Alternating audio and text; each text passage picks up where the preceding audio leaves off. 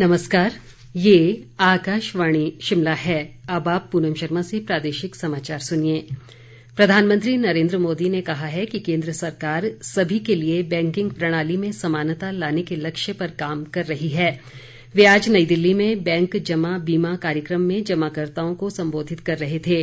उन्होंने कहा कि बैंक देश की समृद्धि में बड़ी भूमिका निभाते हैं और बैंकों की समृद्धि के लिए महत्वपूर्ण है कि जमाकर्ताओं का धन सुरक्षित रहे।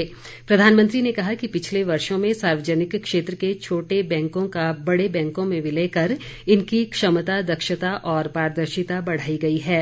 उन्होंने कहा कि बैंक की शाखाओं का भी विस्तार किया गया है और देश के हर गांव के करीब 5 किलोमीटर के दायरे में ये सुविधा उपलब्ध है।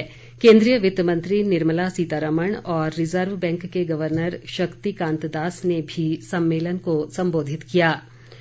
मुख्यमंत्री जयराम ठाकुर ने पुलिस विभाग को गद्दी समुदाय की भेड़ों व बकरियों की चोरी रोकने और अपराधियों के खिलाफ सख्त कार्रवाई करने के निर्देश दिए हैं। धर्मशाला में गद्दी कल्याण बोर्ड की बैठक में उन्होंने कहा कि वे स्वयं ग्रामीण परिवेश से संबंध रखते हैं और भेड़ पालकों की समस्याओं से भली भांति परिचित हैं। उन्होंने संबंधित अधिकारियों को गद्दी समुदाय की भेड़ बकरियों का समय पर टीकाकरण सुनिश्चित बनाने के भी निर्देश दिए ताकि उनके झुंड को विभिन्न गंभीर बीमारियों से बचाया जा सके। तकनीकी शिक्षा व जनजातीय विकास मंत्री रामलाल मारकंडा और वूल फेडरेशन के अध्यक्ष त्रिलोक कपूर भी बैठक में मौजूद रहे। इस बीच मुख्यमंत्री ने गुज्जर कल्याण बोर्ड की बैठक की भी अध्यक्षता की और इस समुदाय के कल्याण और विकास की वचनबद्धता दोहराई। उन्होंने कहा कि गुज्जर समुदाय के कल्याण के लिए सरकार द्वारा अनेक योजनाएं शुरू की गई हैं। मुख्यमंत्री ने इस समुदाय के बच्चों को अनिवार्य रूप से शिक्षा देने पर बल दिया ताकि वे समाज की मुख्य धारा से जुड़ सकें। कांगड़ा जिले के पपरोला में करीब 11 करोड़ रुपए की 2 विद्युत योजनाओं का ऊर्जा मंत्री सुखराम चौधरी ने आज लोकार्पण किया। इनमें 33 केवी विद्युत उपकेंद्र और कंगैहन चढ़ियार 33 केवी एचटी लाइन का शुभारंभ शामिल है।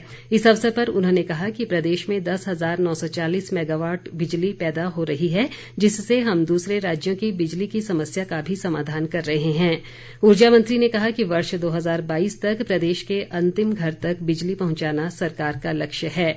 उन्होंने बताया कि प्रदेश में अब बिजली परियोजनाओं को नई तकनीक से लगाया जाएगा, जिससे पर्यावरण को नुकसान नहीं होगा। कुल्लू जिले में बंजार विधानसभा क्षेत्र के मझाण गांव में कल हुए भीषण अग्निकांड में 27 घर, 26 गौशालाएं और 2 मंदिर जलकर राख हो गए।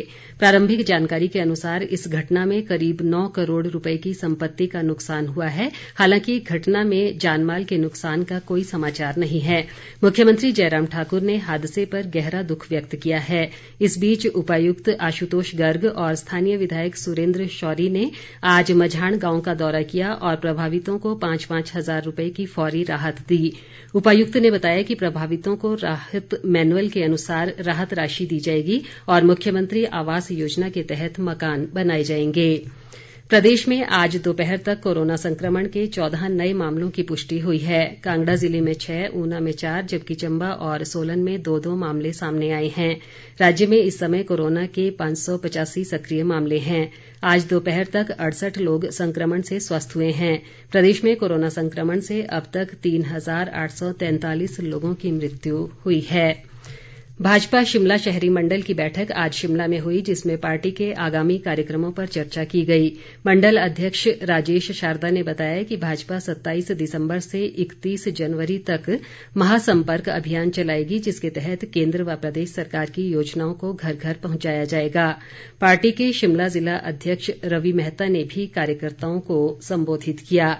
इसी के साथ ये समाचार बुलेटिन समाप्त हुआ। नमस्कार।